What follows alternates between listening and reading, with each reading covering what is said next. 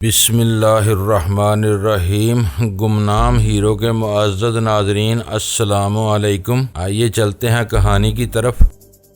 پاکستان میں ہمارے جو لوگ موجود ہیں ان کے ذریعے معلوم ہو سکتا ہے، لیکن سونیا کی مکاری کے پیش نظر یہ سوچا جا سکتا ہے وہ لاہور کی طرف نہیں جائے گی، یا تو اسلام آباد پہنچنے کے لیے کوئی دوسرا راستہ اختیار کرے گی یا واپس ملتان کا رخ کرے گی۔ وہ چڑیل ہمیشہ الٹے راستے اختیار کرتی ہے، ہمیں ہر طرف جال بچھانا چاہیے۔ میں اسے جو کچھ سوچنے کی طرف مائل کر رہا تھا اور جو کچھ وہ سوچ رہا تھا میں وہی کرنے والا تھا، یعنی اعلیٰ بی بی کو برقع پہنا کر کسی دوسرے راستے سے اسلام آباد پہنچنا چاہتا تھا۔ میں نے اسی وقت قسم کے خیالات بریگیڈیئر جوناتھن کے دماغ میں پیدا کیے۔ بہرام علی ٹی ٹی سینٹر کے سربراہ ماسک مین تک نہیں پہنچ سکتا تھا، اسی طرح ماسٹر کی تک میری رسائی نہیں تھی، لیکن اس کے دستے راز جیکی وائز تک پہنچ سکتا تھا۔ میں نے جیکی وائز کے دماغ میں بالکل اسی طرح کے خیالات پیدا کیے تاکہ وہ اپنے باس ماسٹر کی سے اس سلسلے میں تبادلہ خیال کر سکے۔ ہم سمجھ رہے تھے کہ بین الاقوامی سازشوں کا پول کھولنے اور ان سازشوں کے پیچھے رہنے والوں کو بے نقاب کرنے کے بعد تمام دشمن ہمارے پیچھے پڑ جائیں گے، لیکن بات اس سے بھی آگے بڑھ گئی۔ جب اعلیٰ بی بی میرے پاس پہنچی تو اس کے ساتھ آنے والے سیکرٹ سروس کے ایک شخص نے کہا، جناب ٹرانسمیٹر پر آپ کو مخاطب کیا جا رہا ہے۔ میں نے اسے ٹرانسمیٹر لے کر کہا، میں فرحاد علی تیمور بول رہا ہوں۔ دوسری طرف سے چیف نے کہا، فرحاد، ہم زبردست سیاسی پیچیدگیوں میں الجھنے والے ہیں، خصوصاً سپر ماسٹر اور ماسک مین کے ممالک نے کھلی دھمکی دے دی ہے اور کہا ہے کہ اگر اس ٹیپ کو فوراً ان کے حوالے نہ کیا گیا تو ہمیشہ کے لیے ان سے تعلقات بگڑ جائیں گے، ان کی دشمنی ہمیں بڑی مہنگی پڑے گی۔ دوسری طرف یہ بھی کہا گیا ہے کہ اگر ہم نے وہ ٹیپ انہیں اسی طرح واپس کر دیا اور اس کی تشہیر نہ کی تو ہمیں بڑی سے بڑی امداد فراہم کی جائے گی۔ ماسک مین کے ملک نے وعدہ کیا ہے کہ وہ ہمارے ہاں فولاد کا کارخانہ قائم کرے گا۔ سپر ماسٹر کے ملک نے وعدہ کیا ہے کہ ورلڈ بینک سے ہمیں بھاری قرضہ دلائے گا۔ میں نے پوچھا، آپ کیا کہتے ہیں؟ ہم ایک ترقی پذیر ملک کے باشندے ہیں اور بڑی پابندیوں میں رہ کر اپنے فرائض انجام دیتے ہیں۔ سونیا نے یہاں آتے ہی جو کارنامہ انجام دیا ہے اس کے پیش نظر میں سمجھ گیا تھا کہ سپر پاورز کی طرف سے ہم پر دباؤ ڈالا جائے گا، اس لیے میں نے سونیا کو مشورہ دیا تھا کہ وہ ٹیپ کی ایک کاپی وادی کاف بھیج دے۔ اگر ہم پر دباؤ ڈالا گیا اور ہم جھکنے پر مجبور ہوئے تو وقتی طور پر سمجھوتا کر لیں گے، وہ ٹیپ واپس کر دیں گے۔ انہوں نے اپنے وعدے پورے کیے، ہمارے ساتھ دوستانہ رویہ رکھا تو اچھی بات ہے، اگر کسی بھی سیاسی مرحلے پر ہم سے دھوکہ کیا گیا تو ان کے خلاف ایک ثبوت وادی کاف میں موجود رہے گا، ہم بعد میں ان سے نمٹ لیں گے۔ میں نے پوچھا، ہمارے لیے کیا حکم ہے؟ تم لوگوں پر زبردست آفت آنے والی ہے، یہ بڑی طاقتیں تمہیں پاکستان میں چین سے بیٹھنے نہیں دیں گی، ان کا بھید کھل رہا ہے۔ میرا مشورہ ہے تم سونیا اور اعلیٰ بی بی کے ساتھ کچھ دنوں کے لیے پاکستان سے باہر چلے جاؤ۔ ایسا مشورہ دیتے ہوئے میرا دل دکھ رہا ہے، لیکن مجھے یہ سوچ کر اطمینان ہوتا ہے کہ تم جسمانی طور پر یہاں سے جاؤ گے مگر دماغی طور پر ہمارے ساتھ ہی رہو گے۔ میں نے اعلیٰ بی بی کی طرف دیکھا، وہ سارا ہلا کر اشارے میں کہنے لگی، ہاں ہم یہ ملک چھوڑ کر چلے جائیں گے۔ میں نے ٹرانسمیٹر پر کہا، ٹھیک ہے، اگر آپ یہی مناسب سمجھ رہے ہیں تو ہمیں جانا ہی ہوگا، میں تمہاری روانگی کے انتظامات ابھی کرتا ہوں۔ اعلیٰ بی بی نے میرے شانے پر ہاتھ رکھ کر ہولے سے کہا، دوسرے چینل پر گفتگو کرو۔ میں نے ٹرانسمیٹر پر یہی بات کہی اور اسے آف کر دیا۔ پھر خیال خوانی کے ذریعے اعلیٰ بی بی سے پوچھا، تم نے چینل بدلنے کے لیے کیوں کہا؟ اس نے جواب دیا، ہم فوراً ہی یہ ملک نہیں چھوڑیں گے، لیکن یہی خبر عام ہوگی کہ پاکستانی حکومت نے ہمیں آج ہی یہاں سے نکال دیا ہے۔ میں نے خیال خوانی کی پرواز کی اور چیف کے پاس پہنچ گیا۔ وہاں سعید احمد صاحب بھی بیٹھے ہوئے تھے۔ میں نے کہا، چیف، آپ کا فیصلہ سر آنکھوں پر، لیکن میں خوش نہیں ہوں۔ فرحاد، تم ہمیں کس قدر عزیز ہو اس کا اندازہ تم ہمارے دل اور دماغ میں پہنچ کر سکتے ہو۔ فی الحال اس بات کو یوں لو کہ اپنے ہی گھر سے بعض حالات میں نکلنا پڑتا ہے، لیکن ہمیشہ کے لیے نہیں۔ دنیا گول ہے، جانے والا لوٹ کر ضرور آتا ہے۔ میں نے سعید احمد صاحب سے کہا، آپ کو تو یاد ہوگا یہ پہلی بار ایسا نہیں ہو رہا، میں دوسری بار اپنے ملک سے نکالا جا رہا ہوں۔ میری گفتگو کے دوران ادھر اعلیٰ بی بی نے اپنے لاکٹ ٹرانسمیٹر کے ذریعے سونیا سے رابطہ قائم کیا۔ سونیا نے کہا، میں بہت مصروف ہوں، ایسا محسوس ہو رہا ہے جیسے چاروں طرف سے گھیری جا رہی ہوں۔ اعلیٰ بی بی نے کہا، فوراً بتاؤ تم کہاں ہو؟ ہم ہائی وے پر ساہیوال سے 50 میل کے فاصلے پر ہیں۔ اچھی بات ہے، میں آ رہی ہوں۔ میں سعید احمد صاحب سے اور چیف سے باتیں کرنے میں مصروف تھا۔ اس نے میرے شانے پر ہاتھ رکھ کر کہا خیال خوانی کرتے رہنا، فوراً یہاں سے چلو، سونیا خطرے میں ہے۔ ہم سیکرٹ سروس کے 2 افراد کے ساتھ باہر آئے، وہاں گاڑی کھڑی ہوئی تھی۔ خالہ بی بی نے کہا فوراً ہائی وے پر نکلو، 50 میل تک جتنی تیز رفتاری سے چل سکتے ہو اسے ڈرائیو کرتے رہو۔ ہم پچھلی سیٹ پر بیٹھ گئے، وہ دونوں اگلی سیٹ پر آ گئے۔ گاڑی اسٹارٹ ہوئی، پھر ہوا سے باتیں کرنے لگی۔ میں نے سونیا کے ہمسفر رضا علی کے دماغ پر دستک دی۔ اس نے پوچھا کون ہے؟ میں فرحاد علی تیمور۔ میں کیسے یقین کروں؟ تم مدام کمپیوٹر بھی ہو سکتی ہو۔ محتاط رہنا اچھی بات ہے، لیکن مدام کمپیوٹر نے تمہاری آواز ابھی تک کہیں نہیں سنی ہے، لہٰذا وہ تمہارے پاس نہیں آ سکتی۔ اچھی بات ہے فرحاد صاحب، فرمائیے، مجھے اپنے دماغ میں رہنے دو، میں تمہارے ذریعے وہاں کے حالات معلوم کرتا رہوں گا۔ وہ اور سونیا بس میں سفر کر رہے تھے، دیہاتیوں کے خلیے میں تھے۔ کار وغیرہ میں سفر کرتے تو دشمن فوراً ہی تاڑ لیتے، یوں بھی بس میں مسافروں کے ساتھ سفر کرتے رہنے میں زیادہ تحفظ رہتا اور وہ مشکل سے پہچانے جاتے، لیکن دشمن بھی مشکلات سے گزرنا جانتے ہیں۔ میں نے پوچھا آخر دشمنوں کو شبہ کس طرح ہوا؟ رضا علی نے کہا وہ ہماری توقع سے بہت زیادہ تیز نکلے۔ ساہیوال کے ہاری سے مقام تک پہنچتے ہوئے جہاں سے ہم نکل کر جا سکتے تھے، ہمیں لاری اڈے میں بہت سی کاریں اور ویگنز نظر آئیں۔ عام دنوں میں ایسی فاضل گاڑیاں نظر نہیں آتی ہیں۔ ان میں جو لوگ تھے وہ یہاں کے ماحول سے اور یہاں کے لوگوں سے مختلف تھے۔ وہ سب لاریوں کے پاس جا کر مسافروں کو غور سے دیکھ رہے تھے۔ مجھے اور مدام سونیا کو بھی دیکھ کر ایک شخص ہمارے پاس آیا، پھر اس نے 100 کا ایک نوٹ نکال کر پوچھا بھائی آپ کے پاس کھلا ہوگا؟ میں نے خالص پنجابی زبان میں جواب دیا میرے پاس 100 کا کھلا نہیں ہے۔ اس نے مدام سونیا پر ایک نظر ڈالی پھر چلا گیا۔ ذرا سی دیر میں ہی ایک عورت آئی، اس نے مدام سونیا سے پنجابی زبان میں پوچھا یہ لاری کس وقت یہاں سے جائے گی؟ میں نے جواب دیا ابھی 15 منٹ کے بعد روانہ ہوگی۔ اس نے مجھے گھور کر دیکھا پھر کہا جب ایک عورت دوسری عورت سے بات کرتی ہو تو مردوں کو بیچ میں نہیں بولنا چاہیے، کیوں بہن میں ٹھیک کہتی ہوں نا؟ سونیا نے گونگی بن کر اشارے میں کہا کہ وہ بول نہیں سکتی۔ رضا علی کی باتیں سن کر میں نے کہا ہاں یہ تو میں بھول ہی گیا تھا کہ اس نے پنجابی عورتوں کا سا لباس پہنا ہے،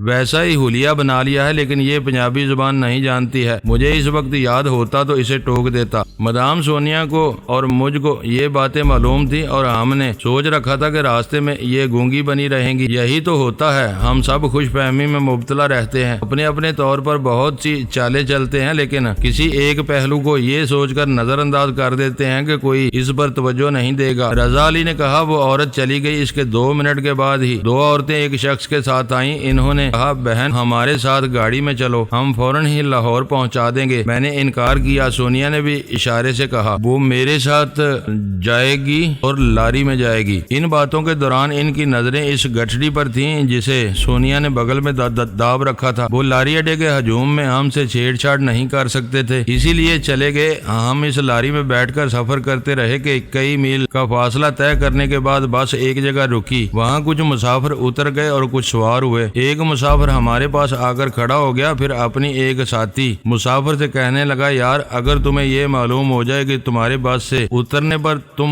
بس کے مسافروں کی جان بچ سکتی ہے تو تم کیا کرو گے؟ اس کے ساتھی نے جواب دیا میں تمام مسافروں کی جان بچانے کے لیے بس سے اتر جاؤں گا، خواہ مجھے کتنے ہی خطرات کا سامنا کیوں نہ کرنا پڑے۔ پھر پہلے مسافر نے پوچھا اگر اس بات کی ضمانت دی جائے کہ تمہیں کسی قسم کا خطرہ درپیش نہیں ہوگا، تمہیں کوئی نقصان نہیں پہنچایا جائے گا، جب معاملہ طے ہوں گے تو ایسی صورت میں کیا کرو گے؟ یہ تو اور اچھی بات ہے، مسافروں کی جان بھی بچ جائے گی اور میں بس سے اترنے کے بعد تنہا ہونے کے باوجود محفوظ رہوں گا۔ تو پھر اچھی طرح سن لو میرے دوست، ہم ساہیوال سے 20 میل تک چلے آئے ہیں، آگے 30 میل تک میں تمہیں موقع دے رہا ہوں، دانش مندی کا ثبوت دو اور اتر جاؤ، تمہیں لاہور تک پہنچانے کے لیے گاڑیوں کی کمی نہیں ہوگی۔ اس کے بعد وہ مسافر خاموش ہو گئے تھے۔ آگے ایک اسٹاپ پر وہ دونوں اتر گئے، بس پھر آگے بڑھ گئی۔ میں نے مدام سونیا سے پوچھا کیا ارادہ ہے؟ مدام نے جواب دیا جو ہوگا دیکھا جائے گا، اب تو دشمنوں سے سامنا کرنا ہی پڑے گا۔ میں نے کہا مدام ایک تدبیر ہے، آپ نے اپنی گٹھڑی میں ایک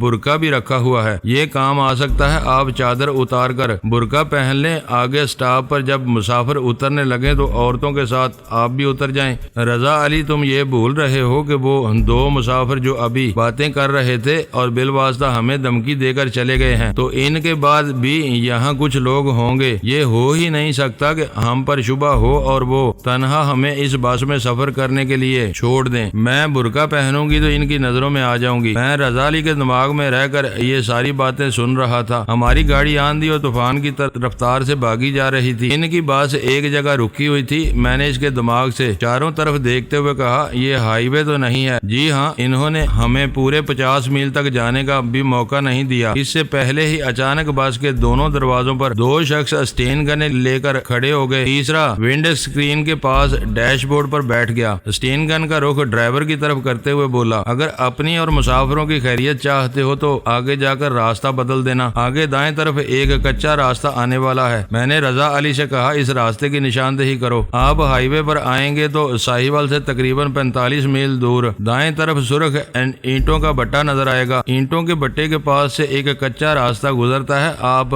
دائیں طرف خیال رکھیں۔ میں نے یہی بات اپنی گاڑی ڈرائیور کرنے والے شخص کو بتا دی، پھر رضا علی سے رابطہ قائم کیا۔ ان کی بس کچے راستے پر تقریباً 4-5 میل اندر جانے کے بعد رک گئی تھی۔ جب پہلی بار انہوں نے اسٹین گن کے ذریعے بس کو اغوا کرنا چاہا تو کتنی عورتوں کی چیخیں نکل گئی تھیں، بچے رونے لگے تھے۔ انہوں نے ڈانٹ کر کہا تھا، اگر کوئی شور نہیں مچائے گا تو اسے نقصان نہیں پہنچایا جائے گا، ہمیں صرف 2 مسافروں کی ضرورت ہے، ہم ہائی وے پر انہیں گرفتار نہیں کر سکتے، لہذا کچے راستے پر لے جا رہے ہیں۔ بس ڈرائیور نے کہا، وہ 2 مسافر کون ہیں؟ ہمیں دکھاؤ، ہم انہیں بس سے اتار دیں گے۔ صرف اتار دینے سے کام نہیں بنے گا، وہ اتنی آسانی سے قابو میں نہیں آئیں گے۔ ان مسافروں میں جو ایک عورت ہے وہ ہمیشہ گیلے صابن کی طرح ہاتھ سے پھسل جاتی ہے، ہم ہائی وے پر اسے پھسلنے کا موقع نہیں دینا چاہتے۔ بہرحال وہ بس ایک جگہ رک گئی تھی۔ اب ایک اسٹین گن کا رخ سونیا کی طرف تھا اور اسٹین گن والا کہہ رہا تھا، چپ چاپ وہ ٹیپ ہمارے حوالے کر دو اور اس کے بعد ہمارے ساتھ چلو۔ رضا علی سونیا کے ساتھ اٹھنے لگا۔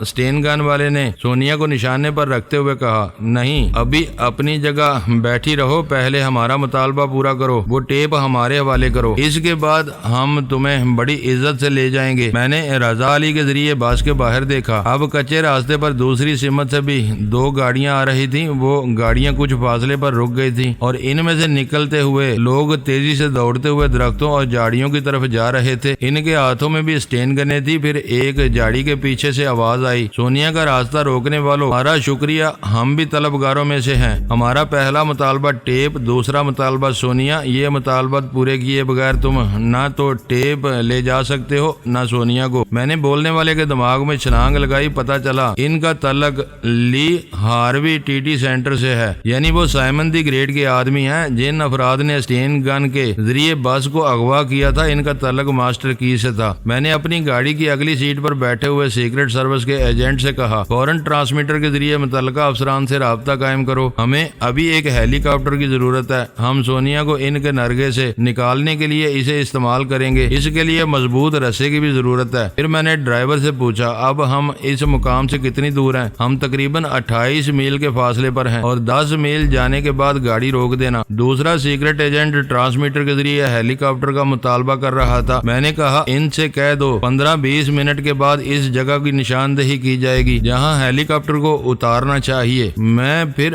بس میں پہنچ گیا۔ اب وہاں پہنچنے کے لیے ضروری نہیں تھا کہ رضا علی کے دماغ میں پہنچتا، اب تو اسٹین گن والا بھی ٹیلی پیتھی کی مٹھی میں تھا اور وہ جھاڑیوں میں چھپنے والے سائمن دی گریٹ کے لوگ بھی میری دسترس سے دور نہیں تھے، لیکن سوچ سمجھ کر ٹیلی پیتھی کو استعمال کرنا تھا۔ اگر میں ایک طرف دشمنوں کو ٹریپ کرتا تو دوسری طرف سے سونیا پر فائرنگ ہو سکتی تھی یا کسی اور طرح سے اسے نقصان پہنچ سکتا تھا۔ میں نے رسونتی کو مخاطب کیا، فوراً چلیا اور میرے دماغ میں رہ کر دشمنوں کے دماغوں تک پہنچنے کی کوشش کرو۔ وہ آمنہ کی نگرانی پر مامور تھی، میرے کہنے پر چلی آئی۔ اس وقت تک بس میں رہنے والا ماسٹر کی سینڈیکیٹ کا ایک فرد کہہ رہا تھا، تم لوگ یہ نہ سوچو کہ ہمیں چاروں طرف سے گھیر کر مجبور کر دو گے، اگر خیریت چاہتے ہو تو واپس چلے جاؤ یا ہمارے سامنے ہتھیار ڈال دو، ہم جان پر کھیل کر ٹیپ اور سونیا کو لے جائیں گے۔ سونیا نے اپنی جگہ سے اٹھ کر کہا، میرے ہمسفر بہنوں اور بھائیوں، میرے پاس ایک ایسا راز ہے جو ان دشمنوں کے ہاتھ لگ گیا تو ہمارے ملک کو نقصان پہنچ سکتا ہے، اور اگر یہ ہمارے ملک میں رہا تو دشمنوں کی سازشوں کا پول کھولتا رہے گا۔ یہ مجھ سے زبردستی وہی راز چھین کر لے جانا چاہتے ہیں۔ آپ لوگوں نے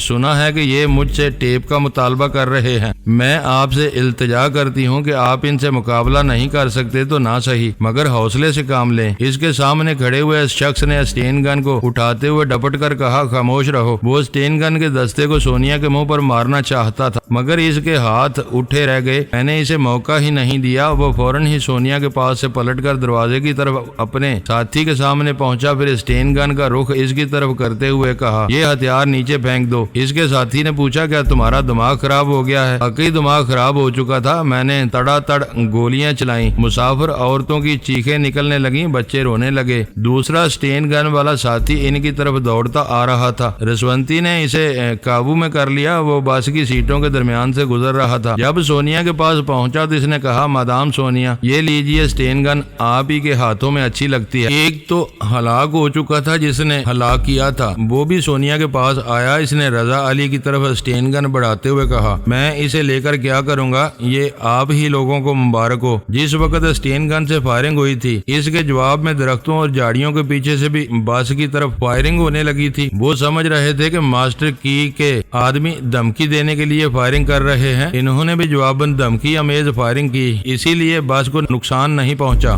بس کے اندر دونوں دشمن نہتے ہو گئے تھے، ایک میرے قبضے میں تھا، دوسرا رسونتی کے۔ ہم ان دونوں کو باہر لے آئے، پھر کھلی فضا میں پہنچا کر ایک کے ذریعے کہا ہم کسی دھمکی میں آنے والے نہیں ہیں، ہمارے جواں مردی دیکھو، ہم اسٹین گن چھوڑ آئے ہیں، مرد ہو تو اپنے ہتھیار پھینک دو اور ہم سے مقابلہ کرو۔ ایک درخت کے پیچھے سے کہا گیا ہمیں اتنا نادان نہ سمجھو، تم دونوں کے علاوہ بس میں اور بھی مسلح ساتھی ہیں۔ ادھر سونیا نے ایک اسٹین گن اٹھا کر مسافروں سے کہا ایسا کون میرا بھائی ہے جو اسٹین گن چلانا اور جان کی بازی لگانا جانتا ہو؟ بس کے اندر کئی گبرو جوان کھڑے ہو گئے، صرف جوان ہی نہیں بوڑھے بھی اپنی جگہ سے اٹھ گئے تھے۔ چار عورتوں نے اپنی جگہ سے اٹھ کر کہا جو مرد لڑ نہیں سکتے وہ ہمارے بچوں کو سنبھالیں، ہم مقابلہ کر کے دکھائیں گی۔ سونیا نے کہا بس میرا حوصلہ بڑھ گیا ہے، اب میں دشمنوں کو بھاگنے پر مجبور کر دوں گی۔ ادھر بس سے نکلنے کے بعد جو دشمن کھلی فضا میں پہنچ گئے تھے انہوں نے پھر للکارا، ایک جھاڑیوں کی طرف دوڑتا گیا، دوسرا گھنے درختوں کی طرف۔ ان کے مخالفین نے سوچا یہ کوئی چال چلی جا رہی ہے، لہذا انہوں نے فائرنگ شروع کر دی، جس کے نتیجے میں وہ دونوں زمین پر ڈھیر ہو گئے۔ فائرنگ کی آواز چند لمحوں تک گونجتی رہی، پھر خاموشی چھا گئی۔ اس خاموشی میں بہت سی گاڑیوں کی آوازیں آ رہی تھی، وہ بس سے کچھ فاصلے پر رک گئی تھی، ان میں سے کئی مسلح افراد نکلتے ہوئے دور دور درختوں اور جھاڑیوں کے پاس جانے لگے۔ سائمن دی گریٹ کے ایک آدمی نے چیخ کر کوڈ ورڈز کا تبادلہ کرنا چاہا، لیکن جواب نہیں ملا، جس کا مطلب یہ تھا کہ آنے والے مخالفین میں سے تھے اور ان کا تعلق ماسٹر کی اور بریگیڈیئر جوناتھن کے سینٹر سے تھا۔ آنے والوں میں سے ایک نے کہا ہم دیکھ چکے ہیں، ہمارے 2 آدمی مارے جا چکے ہیں، اب اس کے بدلے اپنے 10 آدمیوں کی لاشیں اٹھا کر لے جانے کے لیے تیار رہو۔ سونیا نے بس کے اندر سے چیختے ہوئے کہا میں مانتی ہوں کہ ابھی 2 طرفہ دشمنوں میں گری ہوئی ہوں، لیکن تم سب اپنی عقل پر زور دو اور سوچو کس کا محاذ مضبوط ہے۔ میں سب سے مضبوط ہوں، حالانکہ تمہارے درمیان گری ہوئی ہوں، تم میں سے کوئی مجھے یا اس بس کو نقصان نہیں پہنچا سکتا، اگر پہنچانا چاہے تو یہ سوچ لے کہ میرے ساتھ وہ ٹیپ ضائع ہو جائے گی، پھر اس بات کا ثبوت نہیں ملے گا جو ٹیپ ضائع ہو چکی ہے وہ اصلی تھی یا نکلی، یا سرے سے ٹیپ تھی ہی نہیں۔ وہ بس کی ایک کھڑکی کے قریب ذرا سر اٹھا کر کہہ رہی تھی لہذا میری طرف گولی چلانے یا بس کو تباہ کرنے سے پہلے تصدیق کر لینا دانش مندی ہوگی۔ دوسری طرف سے ایک شخص نے چیخ کر کہا ہمارا ایک آدمی نہتا آئے گا، اس کے پاس صرف ٹیپ ریکارڈر ہوگا، تم اسے ٹیپ دو گی، وہ تمہارے سامنے اسے آن کر کے سنے گا، جب تصدیق ہو جائے گی تو وہ اسے لے آئے گا، اگر تم نے حکم کی تعمیل نہ کی تو ہم تمہیں یہاں سے نکلنے کا موقع نہ دیں گے، ضد کرو گی تو پچھتاؤ گی، جان سے بھی جاؤ گی۔ اس کا جواب سونیا کو نہیں دینا پڑا۔ ان کے مخالفین میں سے ایک نے بلند آواز سے کہا کیوں احمقوں کی طرح دھمکی دے رہے ہو؟ سونیا کوئی نادان بچی نہیں ہے کہ جان کے خوف سے تمہارے پاس چلی آئے گی، ویسے وہ ہمارے پاس آئے گی، ہم وارننگ دیتے ہیں تمہارا کوئی آدمی ٹیپ ریکارڈر لے کر بس کی طرف نہیں جائے گا، ادھر بڑھے گا تو پیروں پر چلنے کے قابل نہیں رہے گا۔ ماسٹر کی کے ایک آدمی نے کہا اگر ہم آپس میں اسی طرح الجھتے رہے تو نہ سونیا ہاتھ آئے گی نہ وہ ٹیپ، لہذا ہمیں عقل سے کام لینا چاہیے، پہلے وہ چیز اپنے قبضے میں لی جائے جو ہمارے لیے سب سے اہم ہے۔ کہنے والے نے جھاڑی کے پیچھے سے اٹھ کر دونوں ہاتھ بلند کرتے ہوئے کہا میں عارضی طور پر دوستی کا ہاتھ بڑھاتا ہوں، پہلے ہم وہ چیز حاصل کریں گے پھر آپس میں نبٹ لیں گے، لیکن سونیا سے نبٹنے کے لیے ہمارے درمیان اتحاد ضروری ہے، میں دوستی کی پیشکش کرتا ہوں، بھلا میں کب گوارا کرتا کہ ان میں دوستی ہو۔ میں نے سائمن دی گریٹ کے ایک آدمی کے ذریعے نشانہ لیا، جو شخص جھاڑی کے پیچھے سے اٹھ کر دوستی کی پیشکش کر رہا تھا وہ ایک ہی گولی میں ٹھاؤ ہو گیا۔ اس رد عمل سے ثابت ہو گیا کہ ان کے درمیان دوستی نہیں ہو سکتی۔ انہوں نے جواباً فائرنگ کی، پھر تو آپس میں فائرنگ کا تبادلہ ہونے لگا۔ اب پوزیشن یہ تھی کہ درمیان درمیان میں بس تھی۔ بس کے اندر مسافر سیٹوں کے درمیان دبکے ہوئے تھے۔ اس کے ایک طرف بہت دور سائمن دی گریٹ کے آدمیوں نے محاذ بنایا ہوا تھا۔ بس کے پچھلے حصے کی طرف کافی فاصلے پر کئی گاڑیاں کھڑی ہوئی تھی۔ ان کے پیچھے اور جھاڑیوں اور درختوں کے پیچھے ماسٹر کی کے آدمیوں نے محاذ بنا رکھا تھا۔ دونوں طرف سے گولیاں چل رہی تھیں، لیکن اس طرح کے کوئی گولی سونیا کی طرف نہ جائے، اسے زندہ رکھنا لازمی تھا۔ دہشت گرد تنظیموں کے سربراہوں نے اچھی طرح سمجھا دیا تھا کہ پہلے ٹیپ لے کر تصدیق کی جائے کہ اس میں ان کے سربراہوں کی گفتگو اور سازشوں کا ذکر ہے یا نہیں۔ اگر نہ ہو تو سونیا کو ضرور اغوا کیا جائے تاکہ وہ اس کے ذریعے فرحاد اور اس کی ٹیم کے لوگوں کو بلیک میل کر سکیں اور اس کے ذریعے وہ ٹیپ حاصل کر سکیں۔ میں گاڑی میں گم سم بیٹھا خیال خوانی میں مصروف تھا۔ ادھر ٹرانسمیٹر کے ذریعے یقین دلایا گیا تھا کہ ہیلی کاپٹر جلد ہی پہنچنے والا ہے۔ جس مقام پر سونیا کو نرگے میں لیا گیا تھا وہاں سے تقریباً 18 میل دور ہم گاڑی روک کے ہیلی کاپٹر کا انتظار کر رہے تھے۔ اس کے پائلٹ کو بتا دیا گیا تھا کہ اسے کس مقام پر ہیلی کاپٹر کو اتارنا ہے۔ میں پھر بس کے اندر پہنچ گیا۔ دونوں طرف سے فائرنگ جاری تھی۔ اب ماسٹر سینڈیکیٹ کے آدمیوں نے اپنا محاذ ان گاڑیوں کے پیچھے بنا لیا تھا جن میں وہ بیٹھ کر آئے تھے، اور اب وہ اسے آہستہ آہستہ دھکا دیتے ہوئے بس کے قریب جا رہے تھے۔ جوابی فائرنگ بھی کرتے جا رہے تھے تاکہ سائمن دی گریٹ کے لوگ اپنی جگہ رکے رہیں، پیش قدمی نہ کر سکیں۔ ویسے اب دشمنوں کی تعداد کم رہ گئی تھی۔ سائمن دی گریٹ کے کافی آدمی مارے گئے تھے، ان میں سے صرف 6 رہ گئے تھے۔ دوسری طرف ماسٹر کی سینڈیکیٹ کے 5 آدمی تھے۔ ان میں سے ایک ٹرانسمیٹر آن کرنے کے بعد کسی سے پوچھ رہا تھا، آخر دیر کیوں ہو رہی ہے؟ جان لوفر کو فوراً بھیجو، وہی سچویشن کو قابو میں لا سکتا ہے اور سونیا کو یہاں سے لے جا سکتا ہے۔ جان لوفر کون تھا؟ میں جس کے دماغ میں تھا اس کی سوچ بتانے لگی۔ جان لوفر دراصل کم کریزی کا قائم مقام تھا۔ ماسٹر کی کے 25 شاگردوں میں سے ایک میں سے تھا۔ کریزی ختم ہو چکا تھا، اب دوسرا آ رہا تھا۔ وہ یوگا کا ماہر کتنی دیر تک سانس روکتا تھا یہ صرف ماسٹر کی جانتا تھا۔ ویسے وہ کم کریزی سے کہیں زیادہ تیز ترار اور ذہین تھا۔ بڑے بڑے خطرناک فائٹروں میں اس کا شمار ہوتا تھا۔ اس وقت وہ لباس کے اندر بلٹ پروف پہن کر آ رہا تھا۔ وہ بلٹ پروف سر پر ٹوپی کی صورت میں گردن سے ہوتا ہوا اس کے گلے تک آتا تھا، وہاں سے بھرپور جسم کو ڈھانپتا ہوا پاؤں میں جرابوں کی طرح جوتوں میں چھپ جاتا تھا، یعنی صرف چہرے کا اگلا حصہ کھلا رہتا تھا اور کلائی سے لے کر دونوں ہتھیلیاں بلٹ پروف کے بغیر رہتی تھی تاکہ وہ اپنے ہاتھوں اور انگلیوں کو حرکت دے سکے۔ کیونکہ سپر ماسٹر سونیا کی ایک چال کے باعث بے نقاب ہونے والا تھا، اس لیے ماسٹر کی نے اپنے یوگا کے ماہروں میں سے سب سے بہترین فائٹر اور یوگا کے ماہر کو ٹیپ کے حصول کے لیے بھیجا تھا۔ ویسے ماسک مین نے بھی سائمن دی گریٹ کے ذریعے بڑے ہی چیدہ فائٹروں، مکار اور ذہین قسم کے لوگوں کو سونیا کے پیچھے لگا دیا تھا۔ میں نے رضا علی کے پاس پہنچ کر اسے جان لوفر کے بارے میں بتایا تاکہ وہ سونیا کو اس کے متعلق باخبر رکھے۔ میں نے گھڑی دیکھی، ان کے درمیان تقریباً آدھے گھنٹے تک فائرنگ کا تبادلہ ہوتا رہا تھا۔ اب دونوں طرف سے لوگ محتاط تھے کیونکہ کارتوس ختم ہو رہے تھے۔ اسی وقت کچے راستے پر ایک بڑی سی ویگن آتی ہوئی نظر آئی۔ ماسٹر کی سینڈیکیٹ کے ایک شخص نے کہا، آ گیا جان لوفر آ گیا۔ وہ ویگن ان کے قریب آ کر رک گئی تھی۔ ایک شخص دوڑتا ہوا گیا، پھر ویگن کے پچھلے حصے کا دروازہ کھولنے لگا۔ دروازہ کھولتے ہی ایک قد آور شخص نظر آیا، ڈیل ڈول کے لحاظ سے پہاڑ لگتا تھا۔ جب وہ گاڑی سے نیچے اترا اور سیدھا تان کر کھڑا ہوا تو ایک اونچی چٹان نظر آیا، اس کا قد 6.5 فٹ تھا۔ جس شخص نے اس کے لیے دروازہ کھولا تھا اس پر اچانک ہی فائرنگ ہوئی۔ وہ چیختا ہوا وہیں زمین پر گر گیا اور تڑپنے لگا۔ فائرنگ کرنے والے بلا جان لوفر کو کیوں چھوڑتے؟ انہوں نے اسے بھی نشانہ بنایا۔ اسٹین گن سے تڑا تڑ کی آوازیں گونج رہی تھی اور گولیاں چل رہی تھی۔ جان لوفر گہری سنجیدگی اور ناگواری سے آگے بڑھتا جا رہا تھا۔ گولیاں اس کے سینے اور اس کے جسم پر لگ رہی تھی مگر بے اثر ہو رہی تھی۔ پھر وہ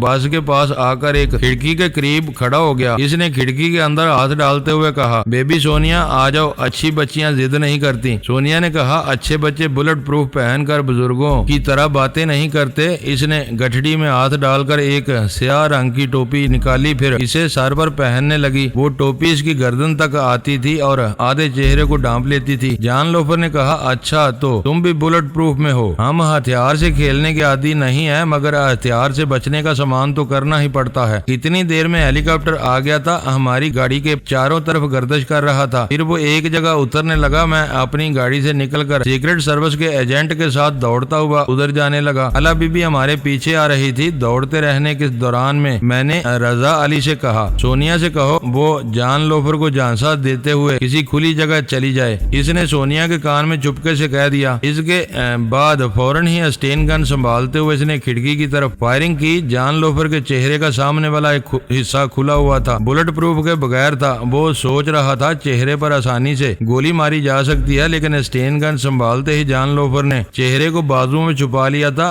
فائرنگ ہوئی مگر بے اثر ہوئی۔ پھر جیسے ہی فائرنگ بند ہوئی، جان لوفر نے بجلی کی تیزی سے اس اسٹین گن کو پکڑا اور اسے اپنی طرف کھینچا۔ رضا علی اس کی طرف کھینچتا ہوا گیا۔ دوسرے ہی لمحے اس کی آنکھوں کے سامنے تارے ناچنے لگے۔ جان لوفر نے کراٹے کا ایک ہاتھ اس کے سر پر رسید کیا تھا۔ یوں تو رضا علی بہترین فائٹر تھا، لیکن جان لوفر کی قوت کا اندازہ کرنا بہت مشکل تھا۔ بس اتنا ہی اندازہ ہو سکا کہ رضا علی جیسا سخت جان چکرا کر 2 سیٹوں کے درمیان گر پڑا تھا۔ سونیا باہر جانے لگی۔ ایک جوان نے اس کا راستہ روکتے ہوئے کہا، بہن جی آپ نہ جائیں، میں جاؤں گا۔ سونیا نے اس کے شانے پر ہاتھ رکھ کر کہا، تم دیکھ چکے ہو اس پر گولیاں اثر نہیں کرتی، اس کی طاقت کا اندازہ ہو چکا ہے۔ اب بس کا ایک مسافر بھی باہر نہیں جائے گا۔ میں وعدہ کرتی ہوں تم میں سے کسی پر کوئی آنچ نہیں آئے گی۔ یہ کہتے ہوئے وہ باہر چلی آئی۔ جان لوفر بس کے دوسری طرف سے گھوم کر اس کے پاس آنے لگا۔ وہ دوڑتے ہوئے اس طرف جانے لگی جہاں کھلا میدان تھا۔ جان لوفر نے اس کی طرف دوڑتے ہوئے کہا، آخر کہاں تک بھاگو گی؟ تم نے میری تیز رفتاری نہیں دیکھی، میں پلک جھپکتے ہی تمہیں دبوچ لوں گا۔ سونیا نے دوڑتے رہنے کے دوران گٹھڑی میں ہاتھ ڈال کر ٹیپ کو نکال لیا تھا۔ اسے ایک ہاتھ میں بلند کرتے ہوئے دوڑتی جا رہی تھی جیسے چارہ ڈالتی جا رہی ہو۔ ٹیپ کو دیکھتے ہی جان لوفر نے تیزی سے دوڑ لگائی۔ واقعی وہ حرفن مولا تھا، اتنی تیزی سے دوڑ رہا تھا جس کی توقع ہم نہیں کر سکتے تھے۔ جیسے ہی وہ قریب پہنچا،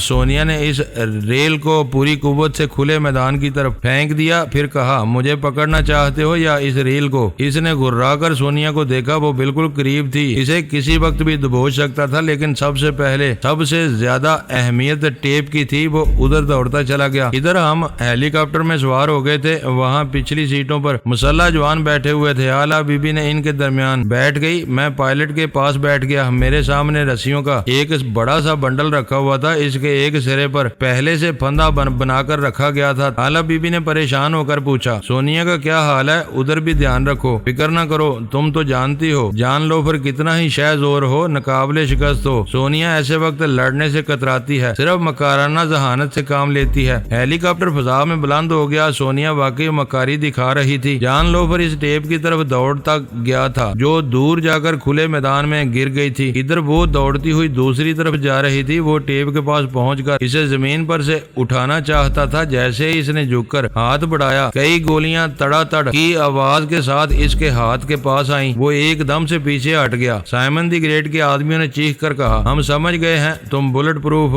میں ہو، لیکن تمہارے وہ ہاتھ جو ٹیپ کو اٹھانے جائیں گے گولیوں سے چھلنی ہو جائیں گے۔ جان لوفر نے انہیں گھرا کر دیکھا، پھر ان کی طرف غصے سے دوڑنے لگا۔ انہوں نے فائرنگ کی۔ وہ اپنا چہرہ بازو میں چھپاتا ہوا اپنے ہاتھوں کو بچاتا ہوا دوڑتا جا رہا تھا۔ جواباً ماسٹر کی سینڈیکیٹ کے آدمیوں نے بھی فائرنگ کرنے والوں پر فائرنگ کی، جس کے نتیجے میں سائمن دی گریٹ کے 4 آدمی مارے گئے، 2 بچ گئے۔ وہ دونوں فائرنگ کرنا چاہتے تھے لیکن اسٹین گن خالی ہو چکی تھی۔ انہوں نے اسے نال کی طرف سے پکڑ لیا اور پھر جان لوفر کی طرف حملہ کرنے کے لیے لپکے۔ دونوں نے بیک وقت اسٹین گن کے کندے سے ضرب لگانے کی کوشش کی، لیکن وہ دونوں حملے اس نے اپنے ہاتھوں سے روک لیے۔ انہیں پکڑ کر اپنی طرف کھینچا، پھر دونوں کی ٹھوڑیوں کے نیچے ہاتھ لے جا کر ان کے جبڑوں کو جکڑ لیا۔ ایک ہاتھ میں ایک شخص کا جبڑا تھا، دوسرے ہاتھ میں وہ دوسرے شخص کا۔ وہ دونوں تل ملا کر اسے مار رہے تھے، کبھی گونسے کبھی کراٹے۔ اس نے دونوں کو جبڑوں کی طرف سے جکڑ کر زمین سے بلند کر لیا۔ اس کی شہ زوری کا یہ ایک نمونہ تھا۔ 2 ہٹے کٹے دشمنوں کو اس نے دونوں ہاتھوں سے بلند کر لیا تھا۔ وہ دونوں لاتیں چلا رہے تھے، اسے کسی طرح نقصان پہنچا کر اس کی گرفت سے نکلنا چاہتے تھے، لیکن ذرا سی دیر میں ہی ان کے جبڑے جیسے چٹکنے لگے، ان کے منہ سے لہو رسنے لگا تھا۔ پھر دیکھتے ہی دیکھتے ان کے پاؤں ڈھیلے پڑ گئے۔ وہ اب جدوجہد نہیں کر رہے تھے، تھوڑی بہت جان ضرور ہوگی، پھر وہ بھی نہ رہی۔ جان لوفر نے ان دونوں کو جکڑے ہوئے گول گھوم رہا تھا، انہیں ادھر سے ادھر چرخی کی طرح گھما رہا تھا۔ پھر اس نے پوری قوت سے دور پھینک دیا۔ ان میں سے ایک درخت کے تنے سے جا کر ٹکرایا، اس کی آخری کراہ منہ سے نکلی۔ اس کے بعد وہ ٹھنڈا پڑ گیا۔ دوسرا کہیں جھاڑیوں میں جا کر گم ہو گیا تھا۔ پھر جان لوفر نے پلٹ کر سونیا کو فاتحانہ انداز میں دیکھا۔ وہ شانے بے نیازی سے چلتا ہوا اس ٹیپ کے پاس آیا جو زمین پر پڑی ہوئی تھی۔ وہ کچھ کہنا چاہتا تھا، پھر چونک کر آسمان کی طرف دیکھنے لگا۔ ہیلی کاپٹر کی کی آواز نے اسے چونکا دیا تھا۔ ہم اسی کھلے میدان کے اوپر ہیلی کاپٹر میں چکر لگا رہے تھے جب ان دشمنوں نے ہمیں دیکھا کہ ہم رسی کا پھندا پھینک رہے ہیں تو انہوں نے اپنی سٹین گنیں اٹھا کر ہماری طرف فائرنگ شروع کی۔ وہ فائرنگ صرف چند سیکنڈ کی تھی۔ اس کے بعد ہتھیار خالی ہو گئے۔ میں رسی کا پھندا سونیا پر ڈال کر اسے وہاں سے لے جانا چاہتا تھا۔ اگر سونیا سے کہتا تو وہ کبھی راضی نہ ہوتی۔ پھر میں نے اپنا ارادہ بدل دیا۔ اس کے جو 4 دشمن تھے وہ سب نہتے تھے۔ 3 سے سونیا بآسانی نمٹ سکتی تھی، چوتھا جان لوفر تھا جو کم کریزی کی طرح سخت جان تھا۔ نہ پھانسی کے پھندے سے مار سکتا تھا، نہ اسے فری سٹائل کے مقابلے میں مارا جا سکتا تھا۔ وہ غیر معمولی انسان تھا، اسے غیر معمولی طریقے سے ہی مارا جا سکتا تھا۔ رسی کا پھندا نیچے لٹک رہا تھا۔ وہ پھندا جو سونیا کی طرف جانے والا تھا اسے میں نے جان لوفر کی طرف پھینکا۔ وہ اس پھندے سے نکلنا چاہتا تھا لیکن وہ اس کے سر پر سے ہوتا ہوا جسم کے نصف حصے تک آیا تھا۔ وہ اسے ہاتھوں سے پکڑ کر ایک طرف پھینکنا چاہتا تھا مگر میں نے رسی کو کھینچا۔ پھندے کا ہلکا تنگ ہو گیا لیکن تنگ ہوتے ہوتے وہ اس کے قدموں کی طرف چلا آیا تھا۔ نتیجہ یہ ہوا کہ جب میں نے کھینچا تو وہ اوندے منہ زمین پر گر گیا۔ اسے اتنا موقع نہیں ملا کہ وہ اپنے پیروں کی طرف ہاتھ بڑھا کر اس پھندے کو نکالتا۔ اس وقت تک وہ اٹھ چکا تھا، فضا میں الٹا لٹکتا ہوا بلند ہوتا چلا جا رہا تھا۔ اس کے تینوں ساتھی دوڑتے ہوئے اسے پھندے سے نکالنے کے لیے تیزی سے بڑھے تھے لیکن وہ ان کی پہنچ سے بلند ہو گیا تھا، لہٰذا انہوں نے ٹیپ کی طرف دوڑ لگائی۔ ان میں سے جو سب سے پہلے ٹیپ کے پاس پہنچا اور جس نے جھک کر اسے اٹھانا چاہا اس کے منہ پر ایک زبردست ٹھوکر پڑی۔ وہ چیختے ہوئے دوسری طرف الٹ گیا۔ سونیا دونوں ہاتھ کمر پر رکھے اس ٹیپ کے پاس کھڑی ہوئی تھی اور کہہ رہی تھی، یہ زمین پر پڑا ہوا ہے، تم میں سے کوئی جوان مرد ہے تو اسے اٹھا لے۔ میں جان لوفر کو پھندے میں الجھانے کے بعد اسے اوپر اٹھانے کی کوشش میں لگا ہوا تھا۔ میں نہیں جان سکتا تھا کہ سونیا کے ساتھ کیا ہو رہا ہے۔ جو کچھ بھی میں بیان کر رہا ہوں یہ مجھے بعد میں معلوم ہوا تھا۔ جب میں نے اسے پھندے میں الجھانے کے بعد اوپر اٹھانا شروع کیا تب پتا چلا کمبخت کتنا وزنی ہے، کم از کم 3-3.5 من کا تو ضرور ہوگا۔ میں نے پائلٹ سے کہا ہیلی کاپٹر کو اس طرح لے چلو کہ نیچے لٹکنے والا درختوں سے ٹکراتا جائے۔ پائلٹ نے میرے حکم کی تعمیل کی۔ اسے اسی طرح لٹکائے ہوئے ہم ادھر سے ادھر پرواز کرنے لگے۔ وہ واقعی سخت جان تھا۔ 2-4 درختوں سے ٹکرانے، ان سے الجھتے اور گزرتے رہنے کے دوران یقیناً چوٹیں آئی ہوں گی لیکن وہ برداشت کرنا جانتا تھا۔ اس کے ساتھ ہی اس نے اوپر کی طرف اٹھ کر اپنی ٹانگوں کو پکڑ لیا اور اب رسی کو پکڑ کر آہستہ آہستہ یوں اوپر اٹھ رہا تھا جیسے پہاڑ کی چوٹی پر پھندا ڈالنے کے بعد اس کی بلندی تک پہنچے جا رہا ہو۔ میں نے پیچھے بیٹھے ہوئے فوجی جوان سے کہا، ہتھ کڑی نکالو، میں اس کے ہاتھ میں ڈالوں گا۔ آلا بی بی نے پریشان ہو کر پوچھا، تم کیا کرنے جا رہے ہو؟ اسے ہتھ کڑی پہنانے کے لیے تمہیں باہر نیچے لٹکنا ہوگا۔ اگر ہم نے اسے اندر آنے کا موقع دیا اور اس کے ہاتھ کھلے رہے تو یہ سب کے لیے تباہی کا باعث بنے گا۔ رسی کاٹ ڈالو، اسے بلندی سے گر کر مرنے دو۔ ایک فوجی افیسر نے کہا، مدام یہ نہیں ہو سکتا، وہ مجرم ضرور ہے لیکن ہم اسے مارنے کا حق نہیں رکھتے، اسے عدالت پہنچایا جائے گا۔ افسر نے میری طرف ہاتھ کڑی بڑھاتے ہوئے کہا، رسی کا آخری سرا ہیلی کاپٹر سے بندھا ہوا ہے، آپ اسے چھوڑ دیں، اسے کسی طرح ہاتھ کڑی پہنانے کی کوشش کریں، میں آپ کی ٹانگیں پکڑے رہوں گا۔ معزز ناظرین، لائک کریں، شیئر کریں اور کمنٹس باکس میں پاک آرمی زندہ باد، پاکستان پائندہ باد کا نعرہ ضرور درج کر کے اپنے ملک پر فخر کریں اور پاکستان کی بنیادیں مضبوط کرنے میں اپنا کردار ادا کریں۔ ویڈیو دیکھنے کا شکریہ۔ معزز ناظرین، اپنا خیال رکھیے گا اور ہمارے چینل کا بھی۔ ISI پاک آرمی زندہ باد، پاکستان پائندہ باد۔